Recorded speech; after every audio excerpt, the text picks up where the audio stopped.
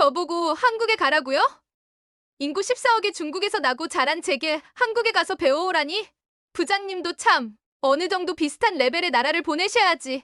한국은 중국의 속국이잖아요. 여기 베이징의 한 고층 빌딩. 어떤 여성이 악을 쓰며 소리치고 있습니다. 그런데 중국의 자존심을 내세우며 한국행을 한사코 거부하던 그녀가 한국 방문 2달 만에 전격적으로 한국 지사 발령을 지원했다고 하는데요. 180도 달라진 그녀의 결정. 과연 무슨 일이 있었던 걸까요? 오늘은 해외 온라인 커뮤니티 레딧에 게시된 사연을 소개해드리려고 합니다. 안녕하세요. 저는 26살 장위메이라고 합니다. 저는 올해 중국에서 가장 큰 미디어 그룹 통신 비디오의 법률자문 변호사로 갓 입사했죠. 저희 회사는 중국 기업 전체 시가총액 1위를 기록하고 있습니다. 회사 건물은 각각 41층, 50층 규모의 쌍둥이 빌딩이고 사업 건축비만 1조가 넘게 들어간 것으로 알고 있어요. 역시 뭐든 세계 최고인 중국다운 규모죠. 일을 하다 스트레스를 받을 때면 옥상으로 올라와 전경을 내려다보곤 합니다. 내가 어떤 곳에서 일하고 있는지를 확인하고 나면 이 정도 스트레스쯤이야 아무것도 아닌 게 돼버리죠. 당연히 제 연봉은 업계 최고이고 제 친구들 모두 제가 회사에서 찍은 사진만 샤오홍슈에 올려도 좋아요가 수백 개가 달리곤 합니다. 아, 샤오홍슈는 한국의 인스타그램 같은 거예요. 저희 부모님께 저는 늘 자랑스럽고 부러운 딸이죠. 저희 회사는 직원들을 위한 복지도 훌륭하답니다. 다른 기업들과 제휴를 맺어서 다양한 제품을 저렴하게 구입할 수 있거든요. 특히 유명 화장품 브랜드와도 계약이 되어 있어서 로레알 같은 고가의 화장품도 40%까지 할인된 가격으로 구매할 수 있답니다. 중국의 화장품도 너무 훌륭한데 대체 왜 한국인들은 K-뷰티를 외치는지 이해할 수가 없어요. 인구와 기술력에서 한국은 비교가 안 되는데 왜 그들 스스로 최고라고 우기는지 한심하고 안타까웠을 뿐이죠. 중국 제품을 못 써본 사람들이 해대는 헛소리일 거라고 생각해요. 특히 자부심을 느끼는 건 우리의 모바일 결제 시스템이죠. 시골 길거리 옥수수 장수부터 고급 백화점까지 모든 곳에서 위챗페이 하나면 충분해요. 현금이나 카드는 구경하기도 힘들죠. 인공지능 분야는 말할 것도 없습니다. 베이징과 상하이의 신호등은 모두 AI가 제어하고 있어요. 덕분에 이렇게 복잡한 도시인데도 교통체증이 거의 없답니다. 우리 동네 마트만 해도 완전 무인 시스템으로 운영되는데 얼굴 인식 한 번으로 입장부터 결제까지 끝나버려요. 심지어 길거리 휴지통도 스마트해서 쓰레기가 어느 정도 차면 자동으로 청소부에게 연락이 간답니다. 한국이요? 글쎄요. 드라마는 예쁘게 찍던데 기술력은 우리의 발끝에도 못 미치는 것 같아요. 길거리를 지나며 오성훈기를 볼 때마다 가슴이 벅차오르는 이유가 바로 이거랍니다. 그날은 평소와 다름없는 오후였습니다. 저는 제자리에서 새로운 프로젝트 기획안을 검토하고 있었죠. 그때 팀장님이 조용히 다가오셨어요. 위메이, 잠깐 시간 될까? 회의실로 따라 들어갔을 때만 해도 별 생각이 없었습니다. 아마도 제가 준비 중인 기획안에 대한 피드백이려니 했죠. 그런데 팀장님의 얘기는 너무나 충격적이었어요. 우리 회사가 한국 OTT 기업과 새로운 프로젝트를 시작하게 되어 3주 정도 서울에 가서 업무 파악을 좀 해줬으면 한다는 거였죠. 순간 머리가 멍해졌어요. 한국이라니요? 그것도 3주나. 팀장님, 제가 꼭 가야 하나요? 목소리가 떨렸습니다. 평소 저를 예뻐해 주시던 팀장님이었지만 이번만큼은 정말 실망스러웠어요. 우리 같은 IT 강국이 한국에 가서 뭘 배우겠다는 건지 위메이가 제일 적임자야. 영어도 잘하고 새로운 것을 빨리 습득하잖아. 하지만 전 고개를 저었죠. 우리가 한국에서 배울 게 뭐가 있겠어요? 아직도 현금을 쓰는 나라에, 길거리 가게는 카드 결제도 안 된다는 나라에, 팀장님, 다른 직원을 보내시는 게 어떨까요? 전 아직 준비가 덜 된 것 같아서 핑계를 대보았지만 팀장님의 표정은 단호했어요. 결국 저는 고개를 떨구고 말았습니다. 창밖으로 보이는 베이징의 마천루들이 저를 비웃는 것만 같았어요. 더 이상 거절해봐야 소용없을 것 같았죠. 그날 저녁, 회사 동료들과 저녁 식사 자리를 가졌습니다. 저의 한국 파견을 기념하는 자리로 베니팡이라는 고급 레스토랑의 자리를 잡아 베이징 덕을 먹기로 하였어요. 그리고 제가 한국 출장 이야기를 꺼내자마자 테이블은 이내 시끄러워졌습니다. 위메이, 거기 가서 뭘 배우겠다고? 우리가 가르쳐 줄 게 있다면 몰라도 모두가 키득거리며 웃었습니다. 누군가는 한국은 삼성 빼고 뭐가 있냐며 조롱했고 또 다른 동료는 거기는 지하철에서도 카드를 꺼내서 찍어야 한다더라라며 우스갯소리로 만들었죠. 특히 기술팀의 리우 과장은 한국의 IT 기술을 조목조목 비판했어요. 중국의 모바일 결제 시스템이 얼마나 앞서 있는지, 우리의 인터넷 기술이 얼마나 뛰어난지 마치 발표하듯 장황하게 설명하더군요. 어떤 동료는 한국 드라마에서 본 것을 얘기하며 웃느라 음식을 제대로 먹지도 못하는 것 같았어요. 이메이, 거기 가면 혹시 모르니까 커피 타는 법 좀 배우고 가. 한국 드라마 보니까 여직원들은 다 검은 정장을 입고 커피만 타던데? 한국 여자들은 거의 살림만 하는 것 같은데 널 보고 놀라 자빠지는 거 아닌가 몰라. 다들 저를 놀리기에 여념이 없었죠. 심지어 왕 부장은 한국 드라마에서 본 재벌과 회사 사무실 사진을 공유하면서 우리 회사 건물과 비교하기 시작했어요. 당연히 우리 쪽이 더 웅장하고 현대적이었죠. 저기가 삼성 본사래. 우리 회사 주차장보다 작아 보이는데 다들 휴대폰 속 풍경에 또 한 번 자지러졌죠. 차라리 미국이나 유럽이면 모를까. 맞아요. 저도 그렇게 생각했습니다. 세계 2위 경제대국인 우리나라가 그것도 IT 강국인 중국이 한국에 가서 뭘 배운단 말인가요? 우리 회사 건물 하나가 서울의 작은 구 전체보다 클 텐데 말이죠. 식사가 끝나갈 무렵 왕 부장은 농담 반 진담 반으로 말했어요. 위메이, 거기 가서 우리나라 자존심 좀 보여줘. 한국 사람들한테 중국이 얼마나 대단한 나라인지 알려주고 와. 모두가 박수를 치며 웃었습니다. 그들의 웃음소리가 제 귓가에 울렸어요. 그래요.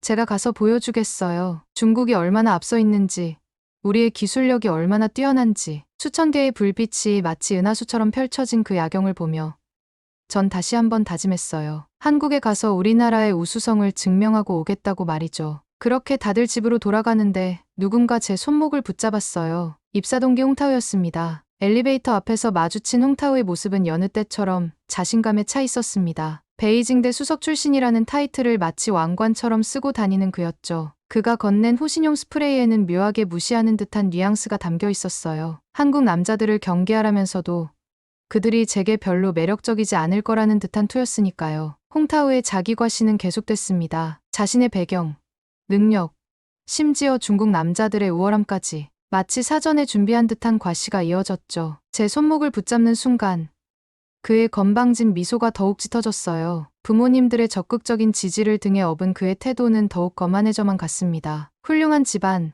안정적인 직장, 베이징 중심가의 호화로운 아파트까지 겉으로 보기엔 완벽한 조건이었겠죠. 하지만 그의 우월감에 가득 찬 모습은 오히려 제게 거부감만 안겨줬어요. 특히 여성을 바라보는 그의 시선에는 은근한 차별이 숨어 있었죠. 마치 제가 그의 높은 기준에 간신히 부합하는 동양의 순종적인 여성이라도 되는 양 굴었던 거예요. 이제는 그의 전화도 부모님의 권유도 피하고 싶어졌습니다. 한국 출장이 이토록 반가울 줄이야. 3주간의 시간은 홍타우의 거만한 구애로부터 도망칠 수 있는 완벽한 핑계가 되어주었으니까요. 그렇게 저는 복잡 미묘한 감정을 안고 한국으로 출발했습니다. 하지만 인천국제공항에 첫 발을 내딛는 순간부터 저는 충격의 연속이었습니다. 우선 그 깔끔함이 놀라웠어요. 베이징 공항도 물론 크고 웅장하지만 인천공항에 정돈된 청결함은 차원이 달랐습니다. 마치 호텔 로비처럼 반짝이는 바닥, 티 하나 없는 유리창, 그리고 은은한 조명까지. 가장 인상적이었던 건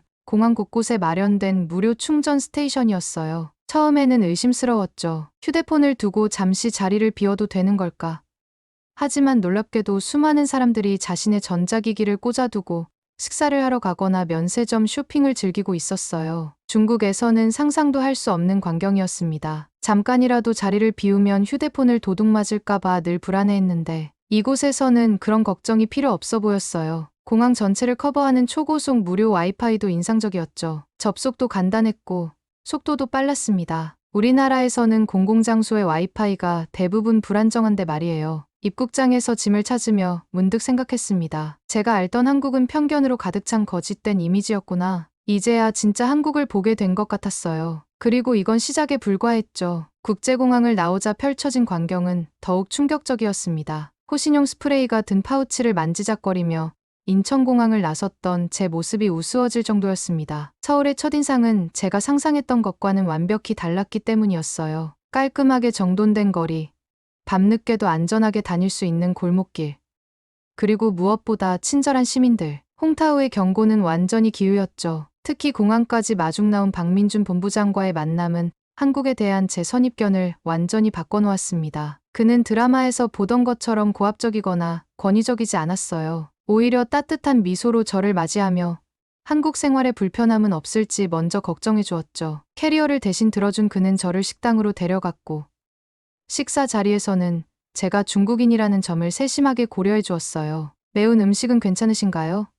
해산물 알레르기는 없으신지 하나하나 확인하는 모습에서 진심 어린 배려가 느껴졌습니다. 그리고 회사 건물, 처음 로비에 들어섰을 때의 놀라움을 잊을 수가 없어요. 우리가 자랑스러워하던 베이징 사옥이 마치 장난감처럼 느껴질 만큼 압도적이었거든요. 1층부터 시작된 미디어 아트 전시는 마치 미술관 같았고 직원들을 위한 5개의 구내식당은 호텔 레스토랑 수준이었죠. 전문 바리스타가 내려주는 커피향이 로비에 가득했고 지하에는 수영장까지 있었어요. 가장 인상적이었던 건 직원들을 위한 휴식 공간이었습니다. 마치 고급 카페처럼 꾸며진 그곳에서 직원들은 자유롭게 대화를 나누고 있었어요. 상사와 직원이 격이 없이 아이디어를 나누는 모습은 제가 알던 회사 문화와는 달랐죠. 그제야 깨달았습니다. 제가 얼마나 우물안 개구리였는지를. 중국이 최고라고 믿었던 제 확신이 산산조각 나는 순간이었어요. 홍타우에게 보여주고 싶었습니다. 그의 오만한 생각이 얼마나 잘못되었는지를요. 그러다 회사 화장실에서 쓰러질 것 같은 순간이 왔습니다. 부끄러움과 충격이 몸살로 변했는지 온몸이 떨리고 머리가 지끈거렸어요. 하지만 저는 병원에 가고 싶지 않았습니다. 중국에서 병원은 사치였으니까요. 우리 회사 동료 중 한 명은 맹장 수술을 받고 1만 위안, 한국 돈으로 거의 200만 원을 지불했다고 했어요. 일반적인 감기 외래 진료만 해도 362위안, 한국 돈으로 7만 원 정도가 들었죠. 그래서 웬만하면 참았어요. 아플 때마다 동네 약국에서 약을 사 먹는 게 일상이었죠. 하지만 화장실 문을 열고 나오는 순간 박민준 본부장님과 김민아 씨가 서 있었습니다. 김민아 씨는 제가 한국 생활을 하는 동안 저를 도와주도록 배정받은 사원이었어요. 아마도 제 안색이 창백했던 모양이에요. 두 사람은 제 의사와는 상관없이 저를 병원으로 데려갔습니다. 그리고 그곳에서 또 한 번 충격을 받았죠. 외국인인 제가 접수를 하고 진료를 받기까지 걸린 시간이 고작 30분이었어요. 중국에서는 하루 종일 기다리는 게 당연한데 말이에요. 의사 선생님은 친절했고 진료실은 놀랍도록 깨끗했습니다. 하지만 가장 큰 충격은 진료비였어요. 약값을 포함해서 5만 원도 안 된다는 걸 알았을 때 저는 숫자를 잘못 본 줄 알았습니다. 중국에서는 상상도 할 수 없는 금액이었으니까요. 그때 옆에서 김민아 씨가 본부장님을 바라보는 눈빛이 눈에 들어왔어요. 아, 그런 거였군요. 우아하고 세련된 그녀의 모습은 마치 드라마 속 여주인공 같았습니다. 샤넬 향수 냄새가 은은하게 풍기는 그녀와 제가 어떻게 경쟁이 될 수 있을까요? 본부장님은 제게 매우 친절했지만 김민아 씨를 대할 때는 더욱 특별해 보였어요. 둘이 나누는 대화에는 뭔가 달콤한 기운이 감돌았고 서로를 바라보는 눈빛에는 은밀한 설렘이 스쳐 지나갔죠. 저는 침대에 누워 생각했습니다. 중국에서 우리가 얼마나 우물안 개구리였는지를. 의료비가 너무 비싸서 아파도 참아야 했던 현실. 그리고 그걸 당연하게 여겼던 우리들. 약을 처방받고 회사로 돌아가는 차 안에서 김민아 씨의 향수 냄새가 은은하게 퍼졌어요. 본부장님은 룸미러로 그녀를 자주 바라보았고 저는 뒷자리에서 조용히 그들의 케미를 지켜보았죠. 이상하게도 질투는 나지 않았어요. 오히려 두 사람이 잘 어울린다는 생각이 들었죠. 중국에서 홍타우의 거만한 구애를 받던 제가 이제는 다른 사람의 로맨스를 응원하게 될 줄은 몰랐네요. 약을 먹고 컨디션이 나아지자 제 마음도 한결 가벼워졌습니다. 이제는 더 이상 중국이 최고라고 우기지 않아도 될 것 같았어요. 오히려 한국에서 배울 점이 이렇게나 많다는 걸 인정하게 된 제 자신이 대견하기까지 했죠. 하지만 한국의 놀라운 면면은 여기가 끝이 아니었어요. 같은 팀의 민원 씨가 출근길 자전거를 타고 오다가 사고가 났다는 얘기를 들었죠. 그 얘기를 들은 저는 은근히 마음이 놓였어요. 그 깨끗한 도로에서 사고가 나기도 하는구나. 중국보다 더 낫지 않은 부분도 있다는 생각이 들었나 봐요. 그런데 그건 저의 기우였어요. 충격적인 부분은 다친 직원이 무료 법률 상담을 받고 왔다는 거였죠. 저런 사소한 일로 법률 서비스를 받는다고. 저런 사소한 일로도 법률 자문을 받을 수 있을 정도로 서비스 정착이 잘 되어 있다는 게 충격적이었습니다. 중국이었다면 상상도 할 수 없는 일이었어요. 중국은 1시간에 기본 50만 원부터 상담 수수료가 부과되어요. 그리고 가짜 변호사들이 많아서 사기꾼을 잡으러 소송을 시작하다 오히려 변호사도 사기꾼인 걸 알게 되는 순간이 오기도 하죠. 그런데 한국에서는 그런 일을 생각조차 할 수 없다고 하더군요. 이 나라는 내가 생각하던 그런 곳이 아니었구나. 그들의 웃고 떠드는 대화 속에서 저는 점점 움츠러들게 되었어요. 그러다 저도 예상치 못한 상황을 겪게 되었습니다. 중국 음식이 그리워 인천 차이나타운을 찾았던 날이었죠. 일요일 오후 거리는 관광객들로 북적였어요. 허난성 출신이라는 한 중국인이 갑자기 저를 붙잡았습니다. 동양이라며 친근하게 다가왔지만 뭔가 이상했어요. 자꾸 술을 마시자고 했고 개인적인 질문을 캐물었죠. 불편한 기색을 보이자 그의 태도가 돌변했어요. 야, 너 혼자 잘난 척하는 거야? 한국 와서 우리 동포를 무시해. 순간 겁이 났습니다. 그때 옆 테이블에 있던 한국인 청년이 자리에서 일어났어요. 무슨 일 있으세요? 이분이 불편해하시는데 그만하시죠. 청년은 침착하게 상황을 정리하면서 동시에 112에 신고까지 했어요. 순식간에 경찰이 도착했고 신고를 받은 경찰은 CCTV까지 확인하며 사건을 꼼꼼히 조사했죠. 이런 게 법치국가구나. 새삼 실감했습니다. 중국에서는 이런 사소한 시비에 경찰이 출동하는 경우가 거의 없었거든요. 대부분 알아서 해결하라고 하죠. 그날 저녁 숙소로 돌아오는 길에 생각했어요. 한국의 시스템은 약자를 보호하고 시민의 편에 서 있다는 걸. 그리고 시민들 역시 불의를 보면 용감하게 나선다는 걸. 이제는 제가 왜 한국에 오게 됐는지 조금은 알 것 같았어요. 배워야 할 게 이렇게나 많았네요. 다음 날 아침 본부장님이 제게 다가와 차이나타운 사건에 대해 물어보셨어요. 김미나 씨가 전해준 모양이었죠. 그의 진심 어린 걱정에 가슴이 따뜻해졌습니다. 문득 용기가 생겨 김미나 씨에게 물었어요. 본부장님과의 관계를. 그녀의 대답은 의외였습니다. 아, 그거요? 본부장님은 그냥 상사일 뿐이죠. 한때는 정말 좋아했어요. 하지만 거절당했거든요. 이제는 진심으로 멋진 상사로만 생각하려고요. 그녀의 말투는 담담했지만 눈빛은 날카로웠어요. 위메이 씨도 본부장님께 관심이 있다면 한번 도전해봐요. 물론 쉽지는 않을 거예요. 누구나 반할 수밖에 없는 사람이니까요. 그녀의 말에는 살짝 경고의 뉘앙스가 섞여 있었죠. 하지만 저는 이미 다른 생각이 들기 시작했어요. 한국에서 보낸 시간이 길어질수록 제 가치관도 조금씩 바뀌어갔거든요. 홍타우처럼 자기만 아는 남자가 아닌 진정으로 타인을 배려할 줄 아는 사람을 만나고 싶어졌어요. 그리고 이곳의 조직 문화, 수직적이면서도 서로를 존중하는 분위기, 열정적이면서도 질서 있는 업무 태도, 모든 게 새롭고 매력적으로 다가왔죠. 어느 날 저는 깨달았어요. 제가 한국에 정착하고 싶다는 걸. 홍타우의 오만한 구애는 이제 기억 속에서조차 희미해졌고 베이징의 화려한 마철로도 더 이상 그립지 않았어요. 대신 한국의 안전하고 정돈된 거리,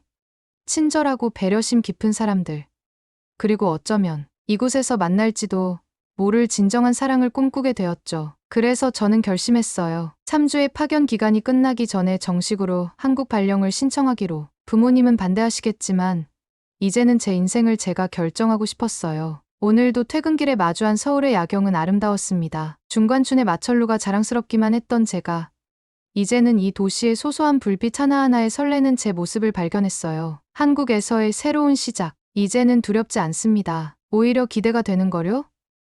요즘엔 제 이야기를 들은 친구들도 한국을 궁금해하고 오고 싶어 한답니다. 그 친구들이 오고 나면 제 경쟁자도 늘어날 텐데 거짓말이라도 해야 하나 걱정이랍니다. 오늘 사연 어떻게 들으셨나요?